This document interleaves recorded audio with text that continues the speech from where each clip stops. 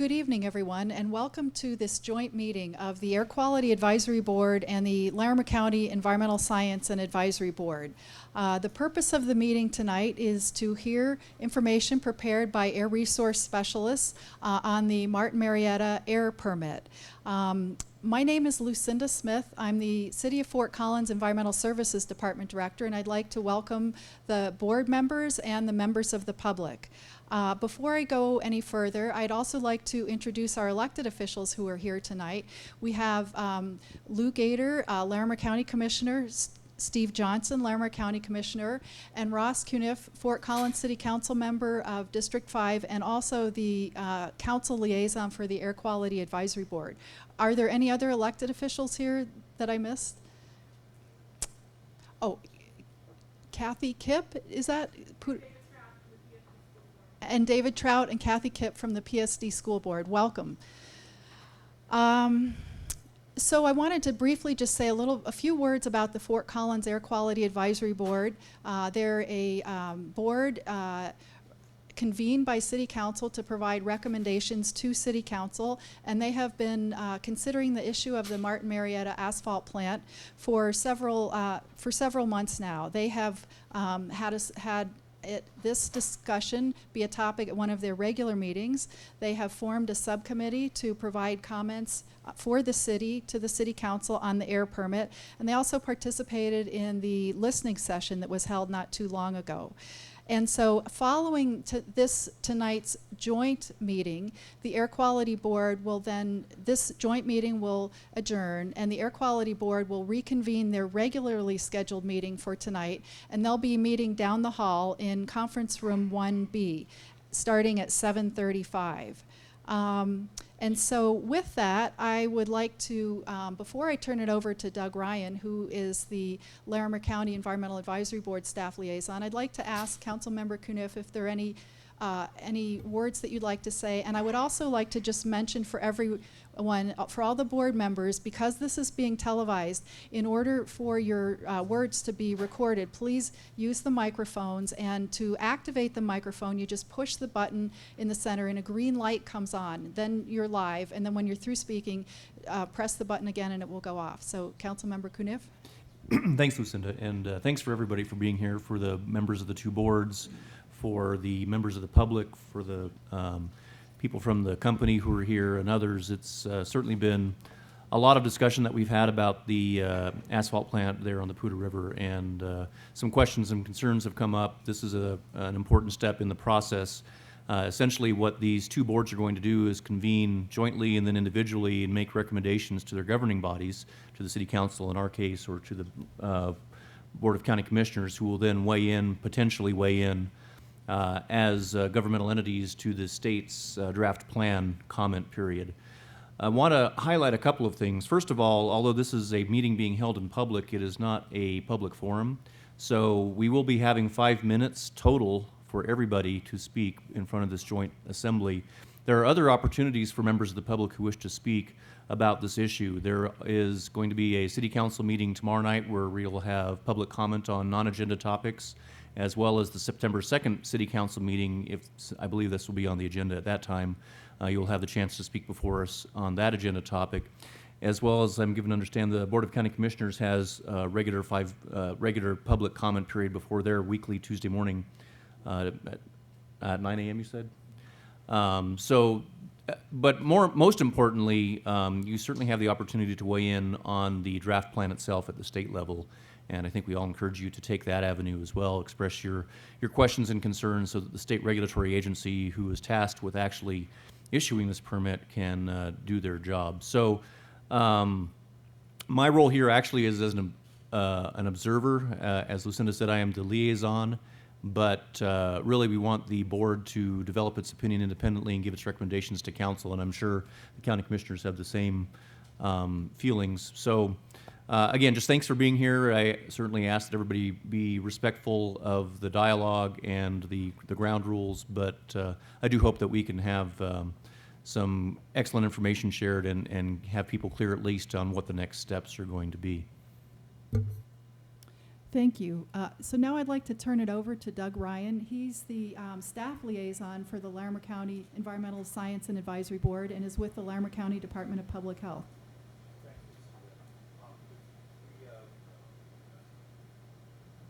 Thank you, Lucinda. The county commissioners, I think, have heard the citizens' concerns about this issue sort of loud and clear, and they charged the Environmental and Science Advisory Board with reviewing the draft permit when it comes out, and with providing comments for their consideration to forward to the State Health Department. We've had a couple of background meetings on this where we've looked at the current permit and the state's air emissions permitting process. We've talked about the difference between a mobile source and a stationary source permit, and we've talked about the asphalt process. So we see this tonight as an opportunity to review our consultant's report, and that consultant was hired jointly by the city and the county to help our boards understand the technical nature of these reports. These reports involve air dispersion modeling and some very complicated emissions inventories, and I think it's fair to say that both boards felt like they could gain value by having a technical consultant's report to help them review that. Tonight, for the Environmental Advisory Board, we see this as an information session for our board. No formal action will be taken by the county's board. And then a week from tomorrow, on August 26th, the Environmental and Science Advisory Board will meet back over at 200 West Oak to develop their formal comments for forwarding to the county commissioners. And then for the county, on September 2nd, which is a Tuesday at 9 in the morning, that's when we'll plan to present our formal comments to the county commissioners for their consideration, and that's called their Administrative Matters meeting. Lucinda? Thank you, Doug. So now I'd like to turn it over to Tom Moore. He's the chair of the Fort Collins Air Quality Advisory Board and will be facilitating this meeting. Okay, well, good evening and welcome, everyone. Appreciate all the introductory comments. So the job that I have tonight is to kind of run the meeting. Michael Jones, the chair of the county board, has agreed to have me do that, so I'll do that as best I can. First of all, I'd like to briefly review the agenda. We're going to have the 5-minute comment period that Councilman Kniff mentioned, and then we're going to turn quickly to the presentation by Mr. Gebhardt on his analysis of the draft air permit and his recommendations. And then by 7, we want to move to a question and answer session and let members of both boards have a chance to ask questions and understand his analysis better. And then the goal is to adjourn by 7:30. So it's definitely a pleasure to be meeting with the ESAB, and I would request that you all introduce yourself so that everyone in the room can hear you, and then we'll come back to the Fort Collins board and let folks introduce ourselves here. You will need to turn on the microphone in order to be heard over the taping, so please do that. Hi, I'm Kimberly Karish. Cassie Archuleta. Jeremy Duto.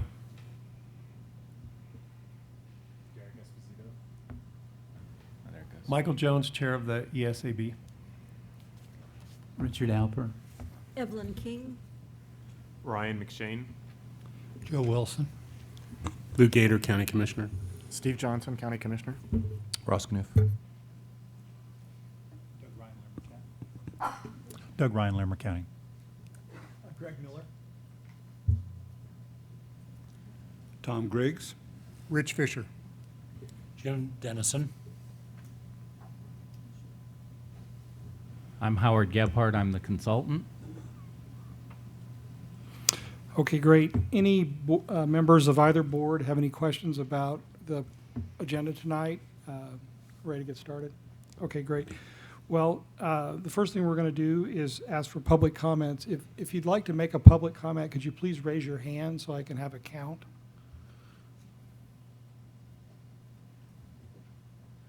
Okay, I see 2. So why don't you each take about 2.5 minutes. You need to give your name, and you'll need to use the microphone. Good evening, Commissioners, Councillor, Board members, and ladies and gentlemen. My name is Kevin Pass. I'm with Citizens Against Asphalt Toxins and trying to represent the citizens in the area around the asphalt plant.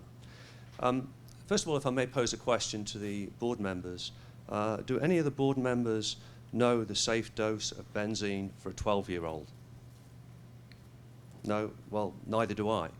But in 1948, the American Petroleum Institute stated it's 0 for adults.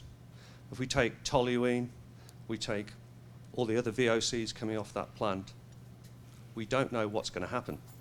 Basically, the industry works from the basis that we're safe, you've got to prove we're unsafe. We've seen that before with the tobacco industry. When they first brought cigarettes out, they said they were safe, they're going to help your lung capacity. Seems quite quaint now. It took years for us to determine that tobacco was unsafe. In that time, many, many people died, many people had illnesses. You saw the same thing with lead in petrol. It was 1930s. We knew lead was dangerous in petrol. We didn't get it out of fuel until the 1970s. Now, would it take 30 years of emissions from this plant spreading onto Lincoln Middle School to prove that it's not safe for those children? The Air Quality Board have a chance to draw a line in the sand and put some preventive measures in. We all understand this permit is likely to be issued. If it is issued, we need some protections. All around that plant, we should have CO2 monitors just around the perimeter of the plant. We should have VOC monitors on Lincoln Middle School. Many of you may not be aware, but at the moment, the teachers go out at recess and smell the air. And if the air doesn't smell bad, they let the children out. Now, you might think, well, kids aren't there in the summer, but the school is used year-round by the Boys and Girls Club. That is not a very safe way of protecting the children. That's very 19th century, not 21st century. So if we look at the production levels of the plant, if it was over 500,000, it would be a major producer subjected to many more regulations. They've said they'll stick to 475. Now, the history of large American corporations keeping their word is not a great one, quite frankly. However, even at 475, in the last 3 months, the third quarter, which is June, July, August, they produce 190,000 tonnes. If that carried on all year round... Mr. Pass, could you wrap up there, Yes, please? I will. That would be 760,000 tonnes, which would make them well over a major producer. So for at least 3 months of the year, they are a major producer. So let's look at some good safety measures. We can't trust them. They weren't inspected for 10 years. We've got to have it inspected by the county every single month. Spot checks to make sure they're sticking to their word, and also monitoring. Thank you. Thank you. Mike Prusnick, District 3 citizen of Fort Collins. I just want to say that sometimes the government tells us something is safe and it's dangerous. Sometimes they tell us it's dangerous and it turns out to be safe. This is definitely a very complicated issue. The boards here with the experts need a consultant to help them understand the issue. And one of the most important jobs of the government is to protect and promote the general welfare of the people.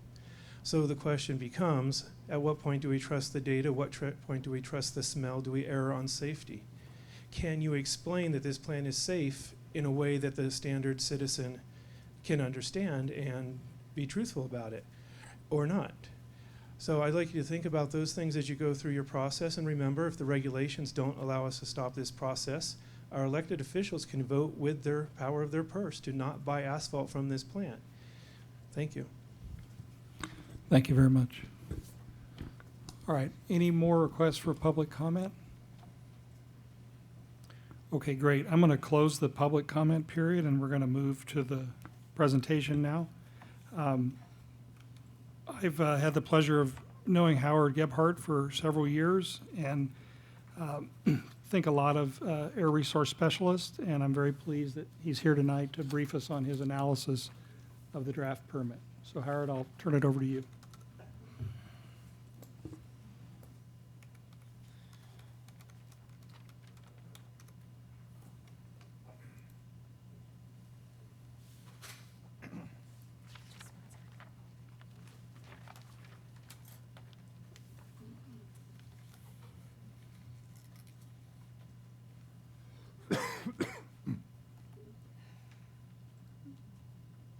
Okay, I will need to probably log I will warn people in the room who haven't been in here before that this has a funny light system, so don't be surprised if the lights suddenly go out. We'll get them back on. So. Mary Pat? Where's Mary Pat? All the files are loaded on her computer. So if you don't mind, we'll just take a minute and get this sorted out. So I just want to, other user. So you need to log in again because they're loaded up for you. Sorry about that.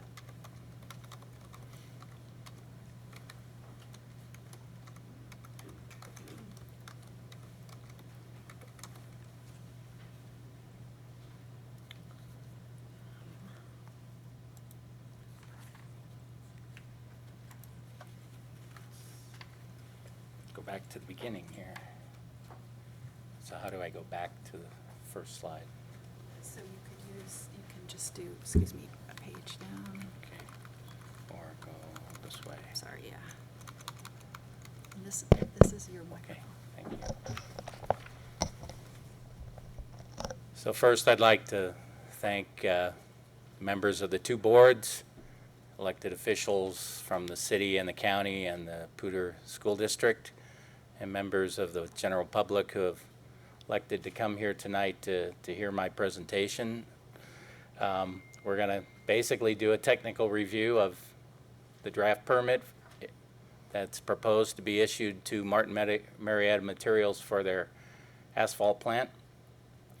My contact information is there on the slides. I've also left a whole handful of cards on the table where you signed in, and if those ran out and you still want one, I have others with me and can provide those to you later in the presentation. So a brief overview of what ARS was hired to do. I've described it as a review of the review.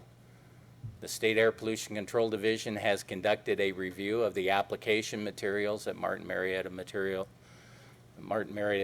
submitted in support of their desire to have their air permit.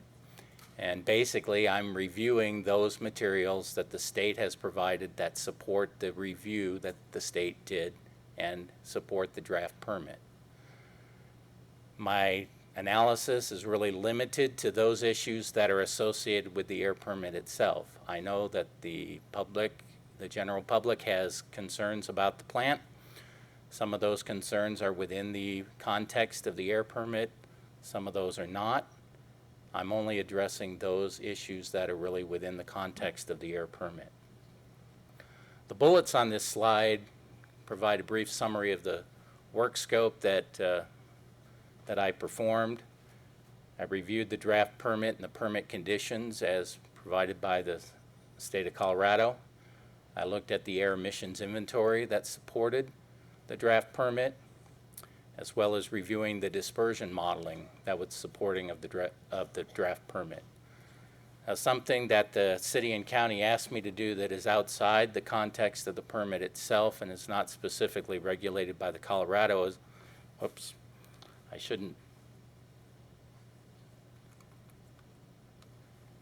was leaning against the table and advanced the slides accidentally.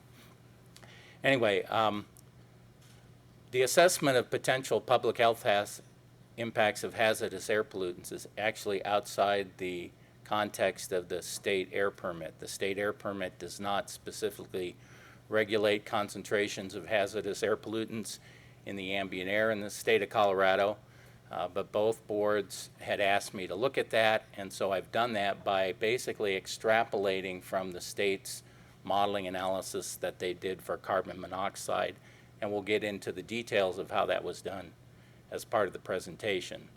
The findings have been summarized in a technical report. That technical report was released in draft form on Friday. It's still a draft document. It may be revised based on comments and suggestions I get from the boards tonight. And then I'm presenting the findings to a meeting of both boards, and that's what I'm doing here today. I think everybody in the room kind of knows where this is, but I just thought I'd lay out in context. The star is the location of the asphalt plant. I'm going to step away from the mic. You want me to use this?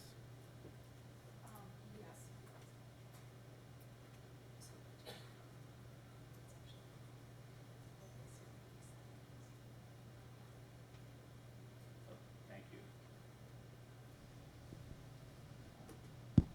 Yeah.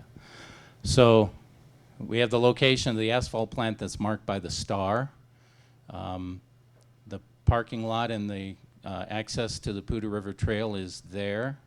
The closest residents are actually, there's one here, one over there that's near the Poudre River Trailhead. Many of the people in the public live back in this area along Stonecrest Drive. And then we have the Lincoln Middle School that's you can see in the bottom of the photograph to the right there.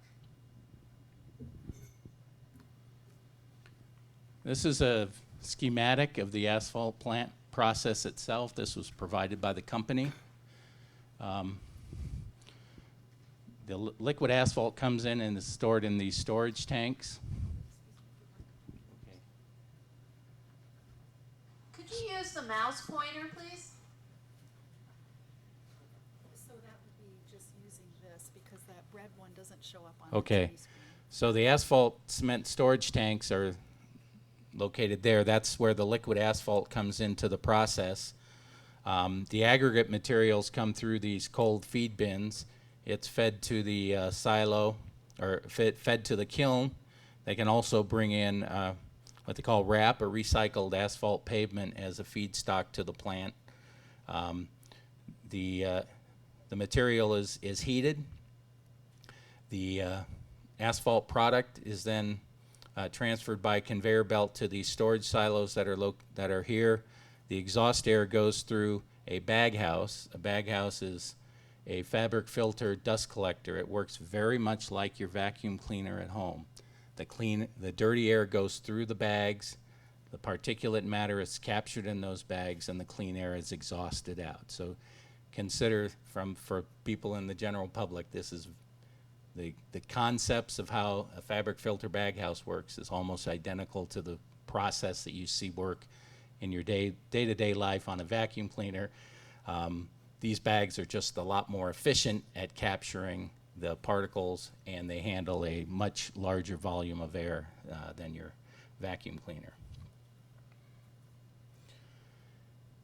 So the bag house is one of the emission controls that is provided at the plant. There are two emission controls that the company has voluntarily adopted that are not listed in the air permit. One is that on the product conveyor, I'll just go back to here, which is the conveyor that runs from the kiln up to the product storage silos. On that conveyor belt, they have installed a point where they recycle and recapture some of the exhaust air that would otherwise leave the plant, and that exhaust air is routed back to the burner in the kiln for destruction of the VOCs that would be present in the air. And the other thing that they've done more recently is on the liquid asphalt plants, they've installed some condensers that those condensers take the vapors that would otherwise be emitted at those tanks, condense the product back to liquid form, and return the product back to the tanks. This is actually a picture that I took on one of my site visits to the plant, where you can see on the product conveyor the capture system that they've installed, and then the piping goes back over my head in view of the picture here and returns the air back to the kiln for control of VOCs that would otherwise go with the hot product that's being transferred up to the silo. So you imagine that I'm standing at the base of the conveyor belt looking almost straight up here when I'm taking this picture. So these are the emissions for what we call the criteria pollutants that are in the air permit. PM is particulate matter. PM10 is particulate matter sized 10 microns and less, which is what the form of the regulated pollutant of particulate matter is. And PM 2.5 is for the size of 2.5 microns or less, and that is the size that is inhalable into the lungs. We have both stack emissions, which are the emissions that come from the baghouse stack, and fugitive emissions, which would be things like dust from the road truck traffic that runs for the trucks running in and out of the plant, and other kinds of outside storage material. So we have both stack and fugitive for particulate matter. For nitrogen oxides, which is NOx, sulfur dioxide, SO2, VOC is volatile organic compounds, CO is carbon monoxide. The pollutants listed in the permit are listed there. These are in units of tons per year, and they're representative of the emissions at the maximum throughput that's in the permit of 475,000 tons. For the NOx emissions, the SO2 emissions, and the VOC emissions, those numbers match what is in what us air pollution scientists call AP42, which is a document that the EPA has published that lists the expected emissions from all different types of emission source categories around the country. Asphalt batch plants is one of the categories that's covered. The NOx, SO2, and VOC emissions that are in the permit exactly match the AP42 EPA document. For particulate matter, and then by extrapolation the PM10 and PM2.5, the numbers are slightly different than the AP42 number. What the state has told me is that they have derived this number from the allowable emission standard in what is called the New Source Performance Standard. It's a federal regulation. All asphalt plants that are new or modified, built after a certain date, have to meet a certain emission standard, which is 0.04 grains per dry standard cubic foot of exhaust air from the baghouse stack. A grain is 1/7,000th of a pound. And so they're limited to 0.04 grains per cubic foot of air that goes out of the exhaust. That's a federal regulation, and what the state has told me, and I'm still waiting for the actual documentation of these calculations, but that the numbers for the particulate matter are based on that number.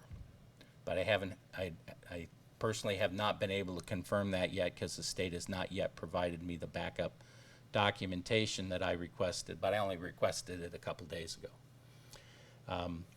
For those numbers, though, even though they're based on the NSPS, are quite close to the AP42 standard. They're a little bit higher, and the exact details are listed in the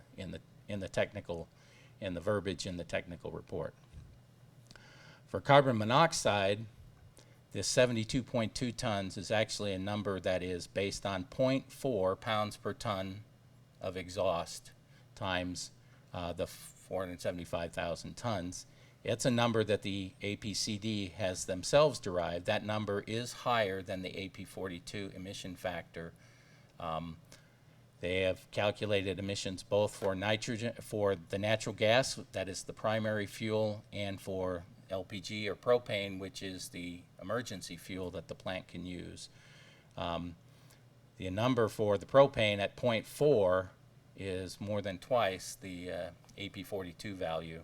The AP42 value is 0.13 pounds per ton, and the permit limit is based on 0.4 pounds per ton.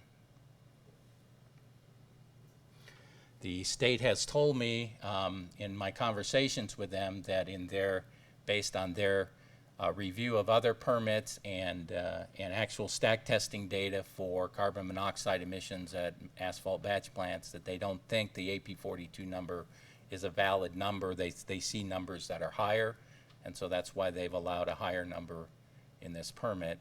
But we'll address that when we get a little more when we get to the specific comments that I have about the permit.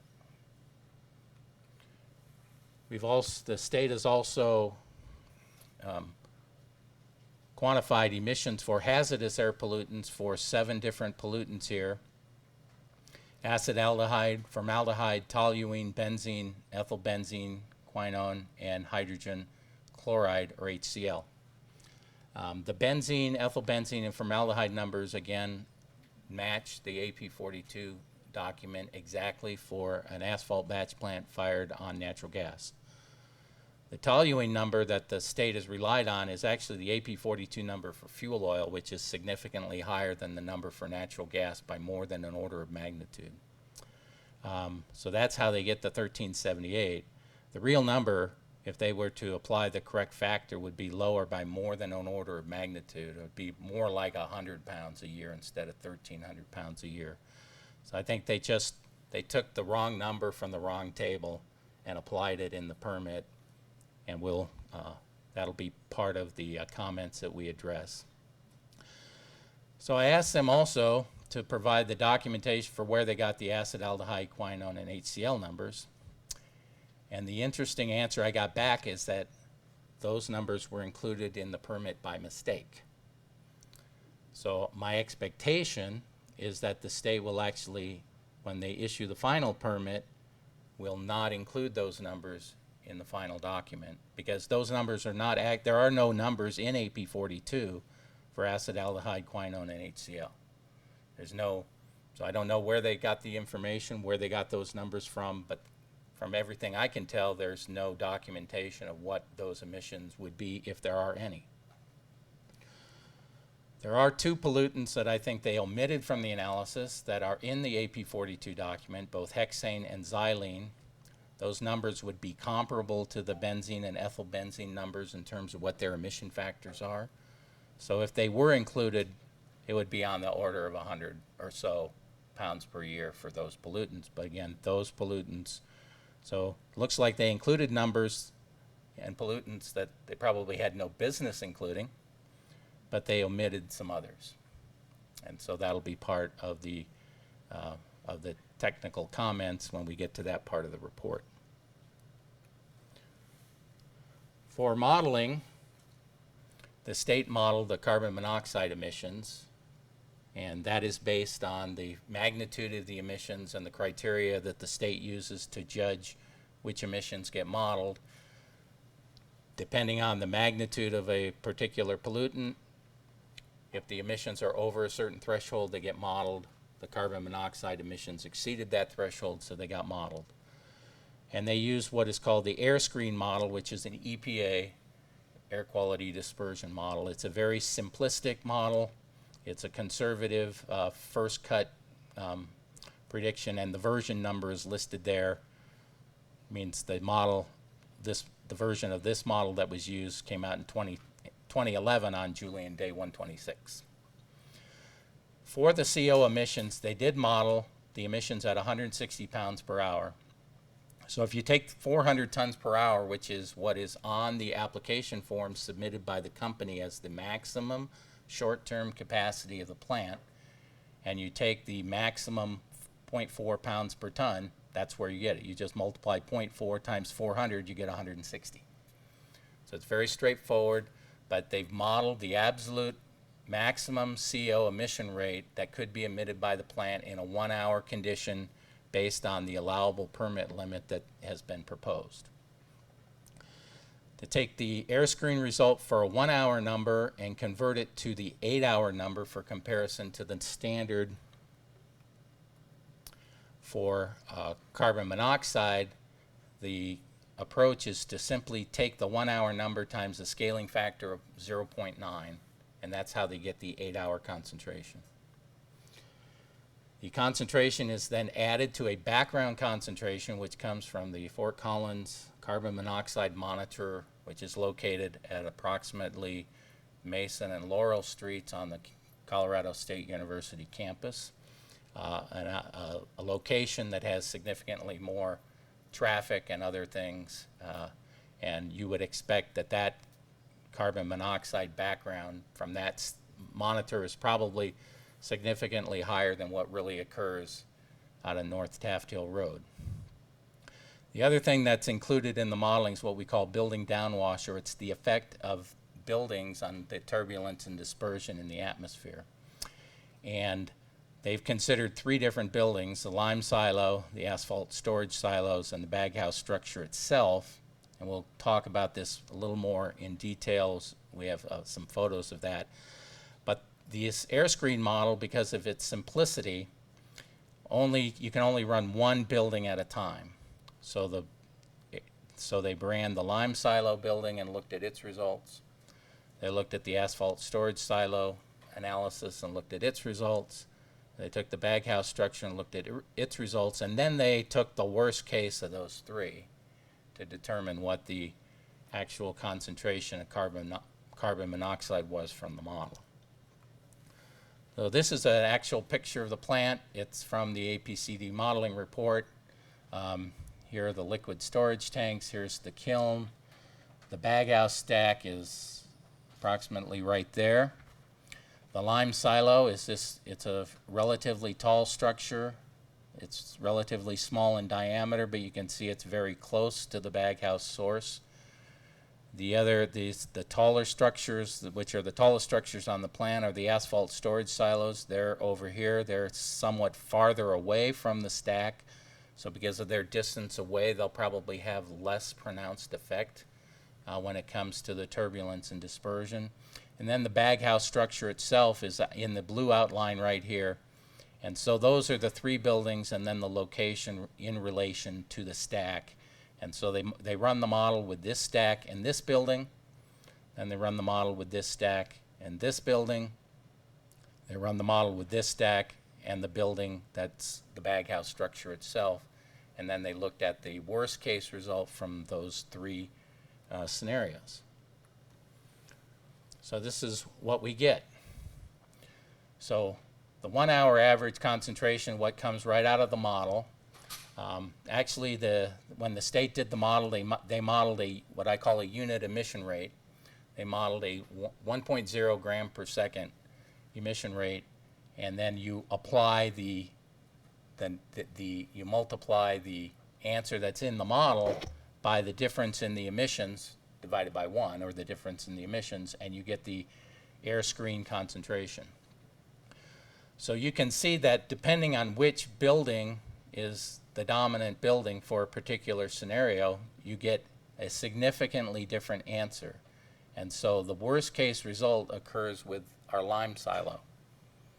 So going backwards again, so the lime silo where they're adding lime right to the kiln, it's because of its proximity to the stack, that building has a much more significant influence on the airflow around the structure than these taller sources here, because of the distance and the proximity of the two. And that's what the modeling tells us. So we have the air screen concentration. We add the background for the 1 hour number. You know, the background is a significant contributor. It's almost the same order of magnitude as the impact itself. But even for a 1 hour concentration, the standard is 40,000 micrograms per cubic meter, which is equivalent to 35 parts per million. But the prediction from the model is only 12,953. It's significantly below what that standard is. For the 8 hour number, the 8 hour, again, all you do is you take the 1 hour number here times 0.9, and you get this number down here. You add the background, because it's now the 8 hour average background, it has a different value than the 1 hour average background that we had before. For the lime silo, the concentration is just below the standard. It's 9933 versus a standard of 10,000 micrograms per cubic meter, which is, on a parts per million basis, I believe is 9 parts per million. For the other two combinations, there's a much greater margin of safety.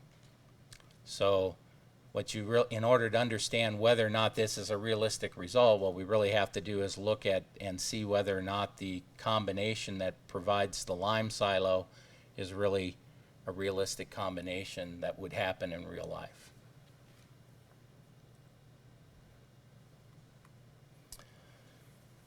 So the conservatisms that are in the model, one of them is the building configuration. Now I'll go back to the picture here.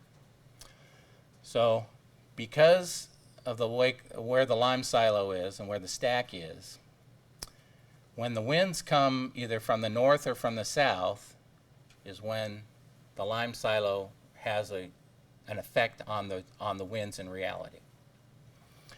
When the winds are coming from the east and the west, the lime silo is kind of to the side, and it's not going to have an effect on the winds and the turbulence and dispersion under those conditions. But in the model, what they've done is they've said, well, the closest receptor is over here on the property boundary at 87 meters away. It's directly to the west of where the stack is. So in reality, the worst case result that comes out of the model with the lime silo as being the dominant building is really a condition that probably doesn't really occur in real life. The worst case result, they say, actually occurs with a wind with a flow of up to 300 degrees, which would put the receptor somewhere up here. That distance is slightly greater than the 87 meters that it would be here. It's more like 100 meters. And when you look at the modeling result for up here at 100 meters, it's about 10% lower than it was for the 87 meter receptor in the worst case location. So that building configuration introduces conservatism, meaning that the model is over predicting what is probably really happening in the real world.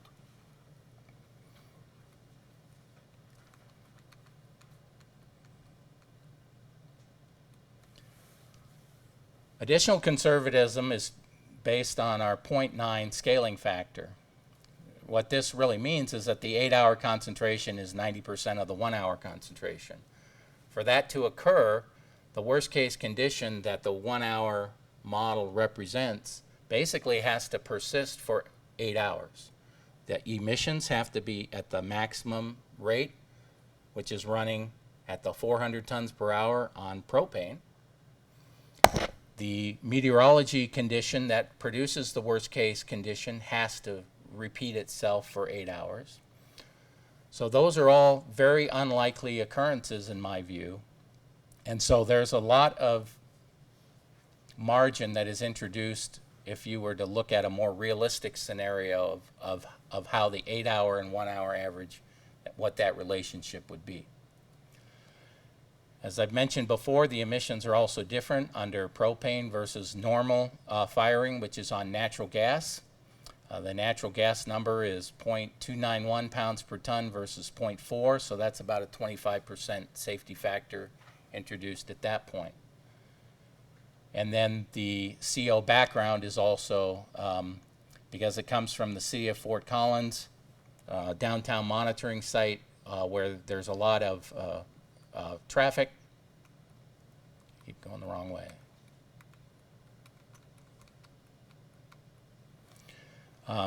You can see the background, even for the worst case result, is probably a third of the total. And so if this number is higher than it would really be in real life, then there's additional margin of safety. So even though the modeling shows that the compliance margin is right up against the standard, because of the conservatisms that are inherent in the modeling, I'm highly confident that the CO numbers are going to be significantly below the National Ambient Air Quality Standards, based on the conservative assumptions that overstate the impacts that's inherent and part of the modeling study. So I'd like to talk a little bit too about our HAP modeling analysis. As I said before, it was extrapolated from the carbon monoxide modeling data that the state did. I've looked at 3 receptors to do that analysis.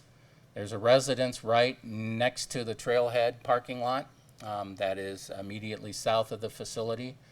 I looked at a residence on Stonecrest Drive. When I looked at the Google Earth images, the third house in from Taft Hill Road is actually, that property is the closest property on that street to the bag house stack. And so that's the location I analyzed. And the third location I analyzed was the Lincoln Middle School. So the residence near the trailhead is at a distance of 239 meters from the bag house stack at a direction of 160 degrees. The Stonecrest Drive is at a distance of 632 meters at a direction of 194 degrees. And Lincoln Middle School is 1,130 meters away as measured to the northwest corner of the school building at a direction of 155.6 degrees. Now, when I looked at then for this distance and this azimuth, I was able to then determine what the worst case result in the APCD modeling from the air screen output is, and that's shown here, and that is then the number that I'll scale the emission rate by when I do the analysis for each individual pollutant. So if I'm going to do the assessment of hazardous air pollutants, I need some threshold to compare the results of the answer to the model to. And this is the document that I've relied on to determine what I'm going to call as the safe concentration. I will say that I am not a toxicologist, and so I am simply relying on the data in the EPA document to make this determination. I am not qualified to make a judgment as to whether the EPA concentrations are or are not the appropriate values. But I have to have something to compare the model results to, and I've relied on, this is the document that I've relied on, and there's more information in the actual report. So we've looked at both acute impacts and chronic impacts, and acute impacts are short-term impacts. So it's whether or not a short-term exposure to the pollutant will cause any kind of health effects. So the way it works is that you take the air screen concentration, which is in micrograms per cubic meter, and that's the concentration for the state has modeled the unit emission rate of 1 gram per second for. So to get the concentration for the other pollutants, you simply take the concentration for that receptor times the emission rate in grams per second for that pollutant. And you get the answer for each receptor for that pollutant. And so for acute impacts, the concentrations are, the formaldehyde is the one that it comes closest, but even it is well below the emission safe concentration threshold. In the EPA report, most of the acute safe concentration thresholds come from what is called the California reference exposure level. And that is, California has decreed that concentration as a concentration below which no adverse health effects will occur. So on an acute exposure level, these numbers are way, way below what I've decreed as the safe concentration level. And formaldehyde is the only one that is anywhere close, and even at the closest residence, it's almost a factor of 2 below the safe level. And at the school, it's significantly below by greater than an order of magnitude, even for the worst case pollutant. We've also looked at chronic impacts, and that should actually say the calculated annual average HAP exposure, not the 1 hour average exposure. My apologies for that. The 1 hour exposure, the annual average exposures does the same way. The emission rate times the air screen concentration, and then to convert the 1 hour to an annual average exposure, the factor it's used is 0.1. So if you carry through those analyses, again, you see that the concentrations predicted are below the safe concentration thresholds. For the safe concentration thresholds for those that are marked as carcinogenic HAPs, which means that they can cause cancer, the safe concentration is based on the EPA unit risk factor for a excess cancer risk of 1 in 1 million. So if the standard is, if this number for acetaldehyde is roughly 1/10 of the safe concentration threshold, that would mean that at that location, over a 70-year lifetime of exposure to that pollutant level, the excess cancer risk would be approximately 1 in 10 million. So for those ones that are marked in the asterisk, that's the 1 in a million excess cancer risk threshold based on the EPA unit risk factors that come from the document that I cited earlier. In the document, there is no listed concentration for the quinone, so that's not listed here. For the toluene and hydrogen chloride, there is a chronic exposure threshold listed in the EPA document, and that was what was used for this analysis. Oh, what did I do?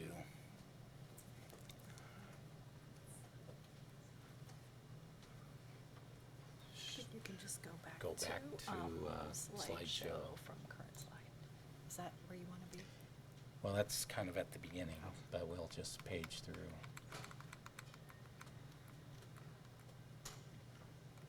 So lastly, I'd like to get to some specific comments about the draft permit itself. And we'll go through these. These are also probably in more detail within the report. The first one we've talked about a little bit is the HAP emissions. There's an error in the toluene emissions by more than an order of magnitude that the emissions appear to be overstated. There's also certain HAPs that are not been included in the state's analysis, and so my recommendation to each board is they would make a comment about that, and a more detailed language for the comments are all in the report. A general comment I have is that the permit lacks consideration of other sources owned and operated by Martin Marietta Materials in the vicinity. It only includes an assessment of the asphalt plant, does not include an assessment of the aggregate mining and processing operations that occur across the street to the west. In order for it to be a complete and accurate assessment, they need to have a consideration of those emissions and whether or not those emissions would then cause the source to be regulated as a major source instead of its current minor source. I think it's unlikely that when the state does that it will change the conclusion, but in order to be a true and accurate assessment of the source, it needs to have that, and it should be done. Another comment I have is that there's a condition in the permit that requires an operating and maintenance plan. And Martin Marietta will submit that to the state, and the state will review and approve it, and that plan will contain more details that are in that that are in the permit about how Martin Marietta will operate its facility to stay in compliance with the permit. That traditionally occurs outside the purview of the public and is a negotiated thing between the applicant, in this case Martin Marietta, and the state APCD. I don't know if the state would open up that to a more public process, but that would be one of the suggestions that I'm making to the boards to consider, that they request that they be allowed to participate and make that a more public process than it currently is. Another comment is about the control equipment. We've mentioned in our previous discussion that Martin Marietta has voluntarily included additional controls not required under its permit. I think it would be appropriate, though, for those emission controls to be made legally enforceable requirements of the permit, and that's one of the suggested comments. Part of that is due to the fact that the legal obligation for an air permit is that emissions in the ozone non-attainment area that Fort Collins is in be reasonably available control technology. And if the company is already doing it, then it makes sense to me that it's already been documented that it's a reasonably available control. And therefore, even though the state's permit analysis said that no additional control constituted RACT, I would find otherwise, in that the controls that the company has committed to in terms of the recycle from the asphalt conveyor and the condensers on the liquid asphalt storage tanks, if the company is doing it, in my view, it's already proven to be RACT and should be required as such in the permit. The permit includes emissions testing requirements, but it's not specific that those requirements be applied to both the natural gas fuel, which is the primary fuel, and the propane. And so I would suggest that the permit be explicit and require that that testing be conducted on both fuels. And then the last is about the HAP emissions testing. All of my extrapolations from the state on the modeling about HAPs is dependent on the accuracy of the emissions data that is from the AP 42 and other documents. And so I'm going to suggest that the emissions testing include quantification of at least some of the HAPs so that we can demonstrate whether or not the emissions data that we're relying on for this health assessment do indeed come true. And that's the end of the presentation, and so I'll be happy to address questions from the board. Okay, great. Thank you, Howard. That was a very nice overview. So let me start with the Environmental Science Board. Any questions from you all to start off with? I have two questions, Howard. The initial question is, why does CDPHE use AirScreen instead of AirMod? Well, AirScreen is a more simplistic version of AirMod. In essence, AirScreen runs through a scenario of, for all intents and purposes, all possible meteorological dispersion conditions, and then from it takes the worst case analysis. In order to run AirMod accurately, you have to have a representative meteorological data set. So whether or not such a data set exists, I don't know. That could have been part of the reason they chose to do AirScreen. A lot of times you start with AirScreen. If AirScreen shows that there is an adverse impact, you might then go to the next step and run the AirMod model. But in this case, the AirScreen analysis by itself showed compliance. And the state really doesn't care how much it shows compliance by. If it was 99.99, it would pass. It's a pass-fail test. Right. We're not being graded ABC here. It's a pass-fail course in terms of air dispersion modeling. So that would be a question probably better posed to the state. I'm kind of speculating. But if the AirScreen analysis shows compliance, it's usually a more conservative tool. It's a simpler tool. You don't have to have as much data. You don't have to have representative meteorological data. If it passes, then oftentimes that's what they'll stick by. Okay, thanks. You answered my second question, too.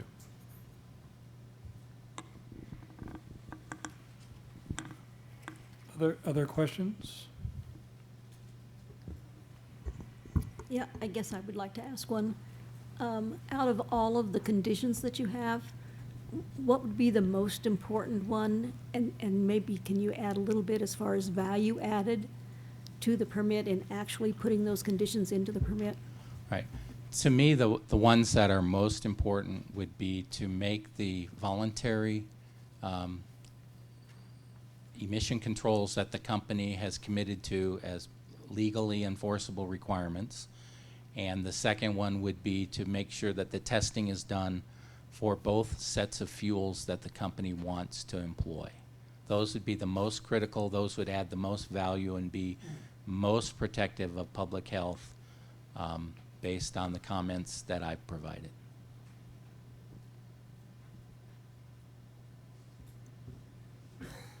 Is it okay to legally for the state to consider other MMM sources to the west under this permit for this site? I believe it is. The definition of a source is based on three things: whether or not the source is under the same standard industrial classification code, whether or not is on what is called contiguous or adjacent properties. It is clearly on contiguous and adjacent properties. And the third one is whether or not it's under the common control of a single entity, and it clearly is in this case. An asphalt batch plant is a separate SIC code from the other operations. But in this case, a lot of the aggregate materials used at the asphalt plant, my understanding is, come from the processing operation across the street. So that makes it what is called a support facility in the EPA and CDPHE regulatory process. And when you have a support facility, then the SIC code criteria goes away. And so we are on contiguous or adjacent properties owned by the same company. In my view, they have to consider everything together. I don't think it's going to change the conclusion, but I want him to do it. I want the state to do it right. And one more now. This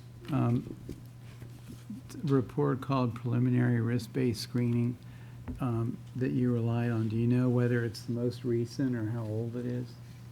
It's in the, I believe it's a 2010 report, but some of the tables have been updated. I've used the most recent EPA tables, which are as recent as 2012 in some cases. And I think when I do the final report, I was intending to include that document in the tables as well as an appendix, and probably just put all of that on a CD that would go with the report.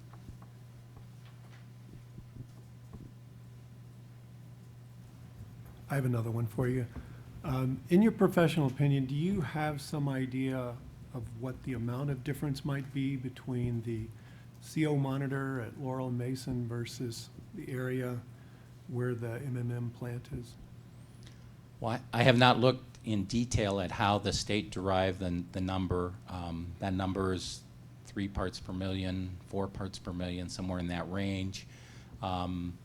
I think that that's probably pretty high, particularly for a rural area, a somewhat rural location. There's not a lot of traffic out there. CO is a traffic-driven pollutant. You know, you're a block away from College Avenue. With the way that with where the monitor is now, there's a lot more traffic at that location than there is on North Taft Hill Road. So I think that that monitor is probably significantly, but I don't know that I could give you a quantitative estimate. It would take a little more evaluation of the actual data and things like that. But I would concur with the state's assessment that that's a conservative estimate of the true background for the site it's being applied for.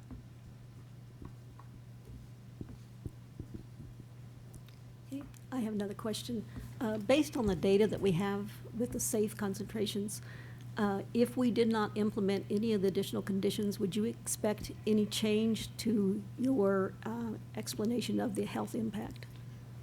Well, the most important thing with respect to my determination of HAPs is whether or not my estimate of the emission rate is correct. And that can only be determined if there's an emissions test that would quantify the emissions of the hazardous air pollutants. That is not currently a requirement of the permit. Whether or not the state would include that is, I don't know, because it's not something the state would typically regulate. The state doesn't have anything under its regulatory authority to compare a number to. So they may not be comfortable doing testing for emissions, and then they have nothing to compare the answer to.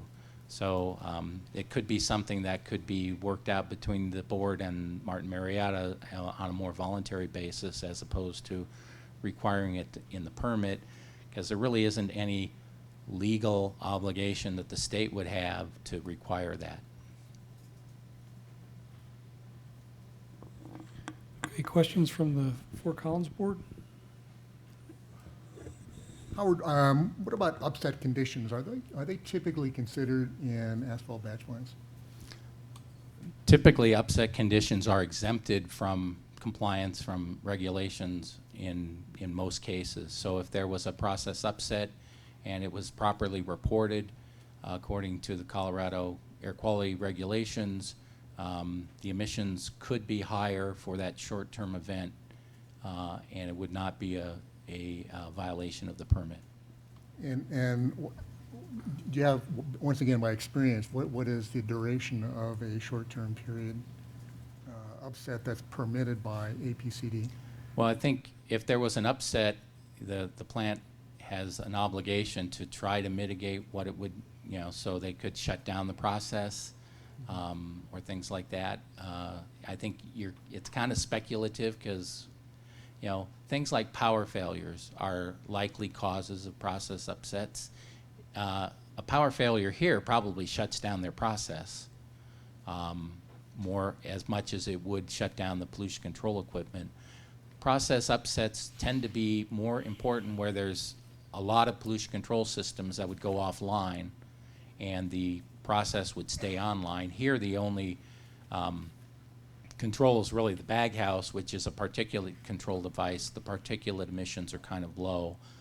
I'm sort of having a hard time visualizing what kind of process upset might lead to large-scale CO. You know, as I say, a power failure is a typical thing that would cause a process upset.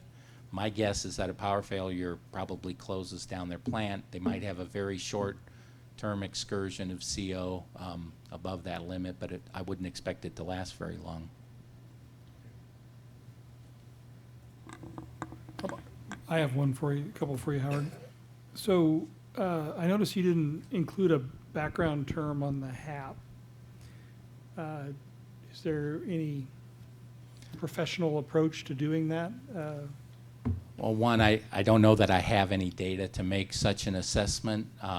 My view is that the background levels are likely to be very low.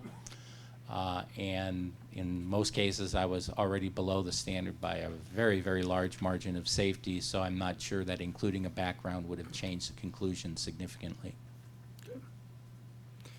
And then a second question, is there anything in your analysis that would lead you to believe that, I think one of the conservatisms is that the plant runs full capacity all the time? Right. In the CO modeling, it's based on the 400 ton per hour maximum capacity rate. So the 160 pounds per hour is the maximum CO emissions at that rate.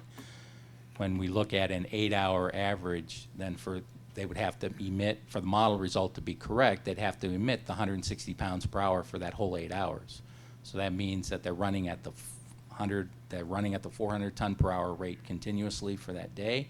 They're also running on propane for that day.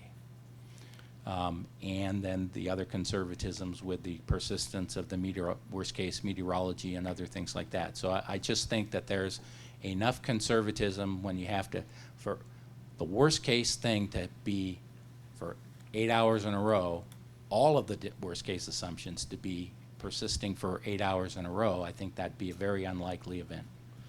And if there were any less production or cycling and production levels, you wouldn't expect to see any increases in emissions? The emissions would be lower than what was in the Everything model would scale if they down. were, yeah, because the emissions are pounds per ton. So if they were running on natural gas for part of that time, then the emissions would be 25% lower, even if they were still at 400 tons per hour. I just think that the way that the analysis was done provides a lot of conservatism, and such that, in my view, that it's very unlikely you would have the conditions occur that would lead to 9,900 plus micrograms per cubic meter.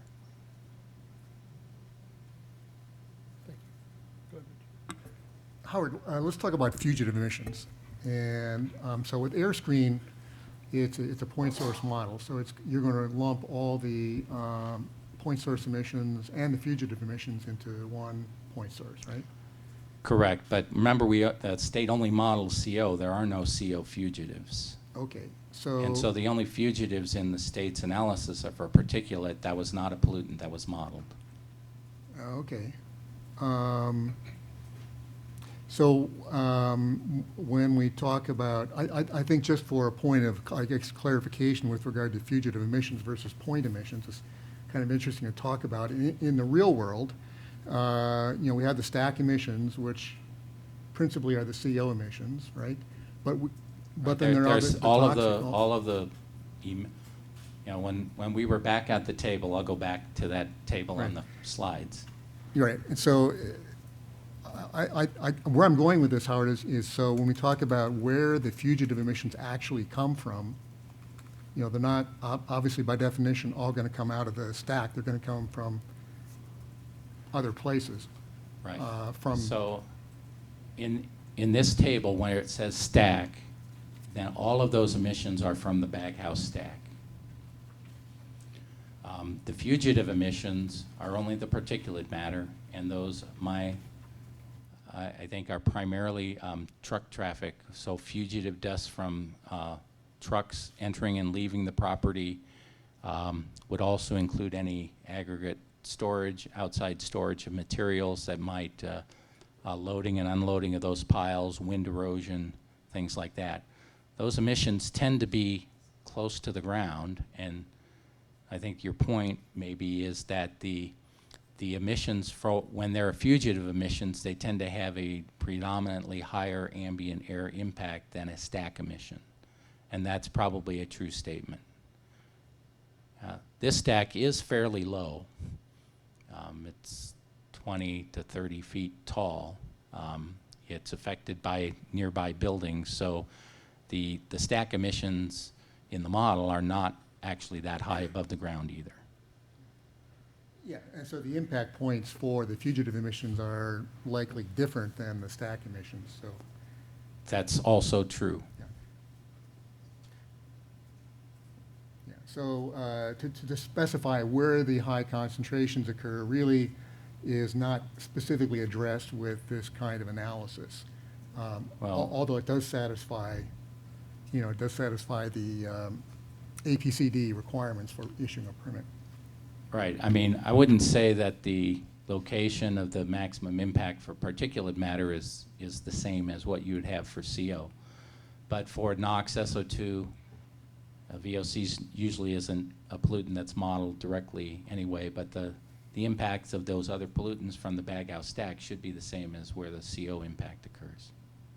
Right. And then just to take it a little further, if we want to talk about the HAPs and where their maximum impact is going to occur, once again, not that we're necessarily focusing on the stack in that particular application, but they're going to occur in various locations. And if the source is well controlled, a lot of those are going to be as a result of mobile emissions off of the trucks as they leave the facility. In my analysis, I have only considered the HAP emissions coming from the baghouse stack. I have not addressed the state of Colorado regulations for stationary sources do not include the effect of mobile sources. So the truck traffic emissions, other than the fugitive dust from the truck traffic, is not regulated in the stationary source permit program in the state of Colorado, nor is it regulated virtually anywhere else. Right. Right, but I just wanted to highlight that point so that if one were concerned about the impact of hazardous air pollution, this is a bit of a different animal than what we're talking about here. Right. This analysis does only address the baghouse stack itself, and does not address hazardous air pollutants that might be emitted by emissions from vehicles entering and leaving the property.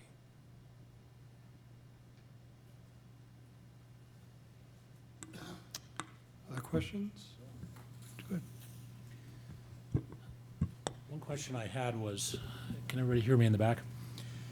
Was, I don't quite understand how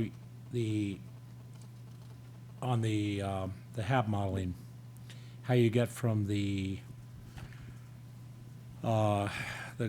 acute to the chronic. Can you help me understand the calculation goes from, for example, the benzene goes from 4.6 micrograms per cubic meter for the 1 hour average HAP exposure for the residents, and then it's something like 100-fold lower for the chronic impact. So there's really two things going on here. One is that for the acute exposure, the emission rate that's in the far left-hand column is the emission rate for the 400 ton per hour operation. Okay. In the chronic impact, because we're doing an annual average, that emission rate is based on the 475,000 tons per year. So there's a lower emission rate applied, because what we've done is we've taken the emission rate and averaged it over that longer annual 1 year period, and that annual period emission rate is capped by the permit because they simply cannot run the plant full-time 87, 60 hours per year at 400 tons per hour and comply with their permit. The other factor is we're similar to the way we adjusted the 1 hour to the 8 hour. There's an adjustment to go from the 1 hour to the annual. and that's a factor of 0.1 or 10%.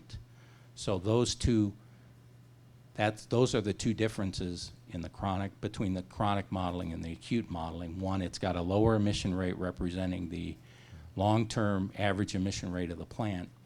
And the second is that we've assumed that the annual average concentration is 10% of the peak 1 hour, which probably isn't similar to because the 8-hour average is conservative.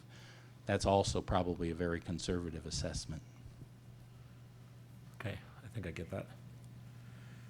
Another question I had was, do you think that background formaldehyde under the acute scenario is liable to be negligible with respect to or in comparison to the levels that you've modeled here? My guess is that formaldehyde is a kind of an urban pollutant. It's formed fuel combustion, and even people driving their cars up and down the street. As I say, I really don't have any data to go by to make an assessment as to what the background level could be. I don't know if we might be able to try to look some up. Is it possible we might be able to at some point? But I'm not sure what data exists. Are you just looking for a representative urban background, or are you actually asking about actual data? Oh, no, representative. Some, just to get an idea of whether we're in the tens of micrograms or tenths of micrograms or whatever. But I can Google it and see.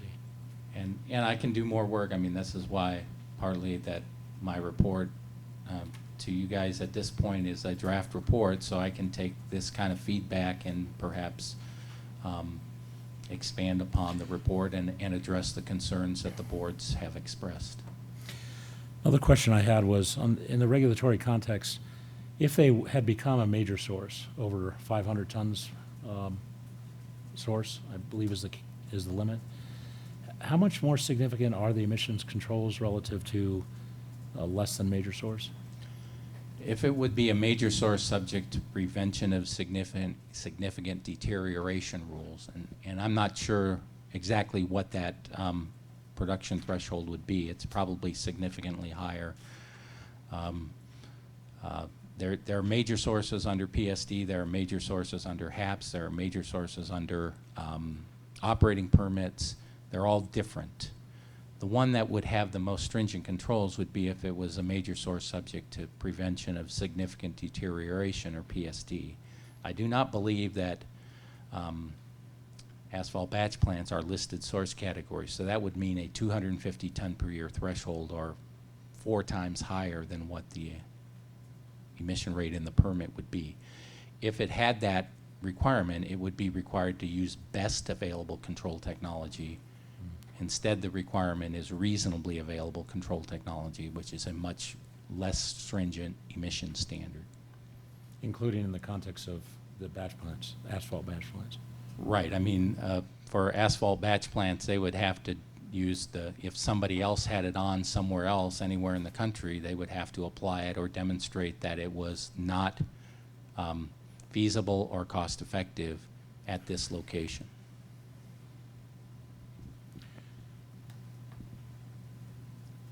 I think I had another question in there. I'm not really very up on the regulatory requirements here, but I guess that's what you're here to help us with. And when the state issues this permit, or should they issue it, is there some basis under which they could require more controls, even if it's not a major source? Or is it either they get the permit or they don't get the permit, but there's no negotiation of control technology that will take place?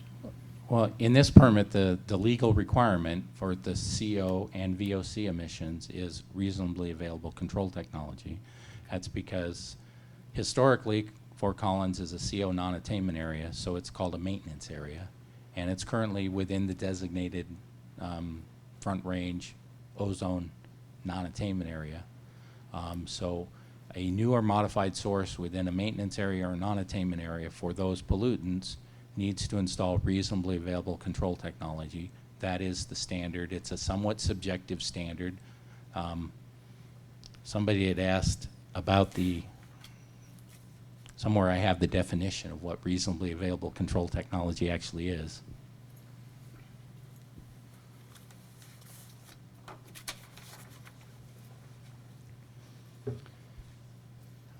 So the definition of reasonably available control technology under the Colorado Common Provisions Regulation, and this is, I'm just going to read it. Technology that will achieve the maximum degree of emissions control that a particular source is capable of meeting that is reasonably available considering technological and economic feasibility.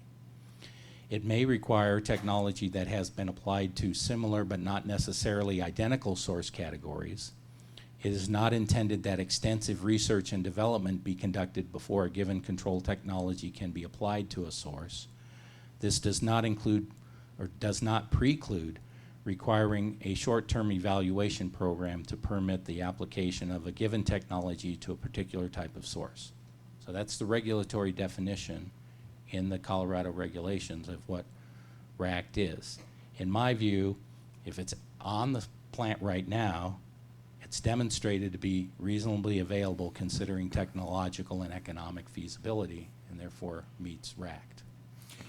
Well, then the follow-up question is, off the top of your head, are there other racks that are still reasonable that they don't have that should be thought about? Well, and I've mentioned, this is covered in my report, because the AP42 CO factor is 0.13 pounds per ton, and that's significantly lower than the CO limit that's been proposed in the permit. The state has basically said, well, we don't think it can do 0.13 pounds per ton. We have other plants, but somewhere, it's 0.13 is a valid number, otherwise it wouldn't be an AP42. So I think the state, in this case, has not met its burden to demonstrate that the AP42 number is not RACT and cannot be achieved, and that's one of the comments that's in my written report. I didn't expand upon it in the presentation here, but that's in the written report, and I think the state could either needs to look at a lower CO number as RACT or provide adequate support that its decision that the 0.4 pounds per ton is indeed a RACT number, because it's clearly been, there are clearly asphalt batch plants that have lower CO emissions. It could be a number of factors. There could be altitude issues, because CO is really a product of incomplete combustion. So it may be that asphalt plants don't operate as efficiently at altitude and therefore would have higher CO numbers.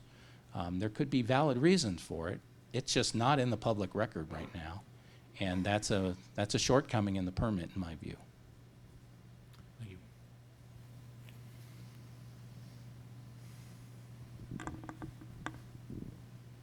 Other questions? ESAB members? Fort Collins board members, any more questions? Okay, going once, going twice.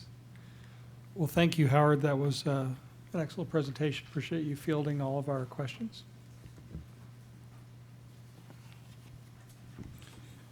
So I think we're ready to adjourn the joint meeting.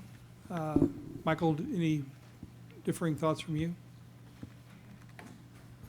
No, I think we've covered everything that we intended to cover here. Okay, great. Well, then we're going to adjourn the joint meeting. I entertain a motion to adjourn the meeting. Second? All in favor? Aye. Okay. Joint meeting's adjourned. Thank you.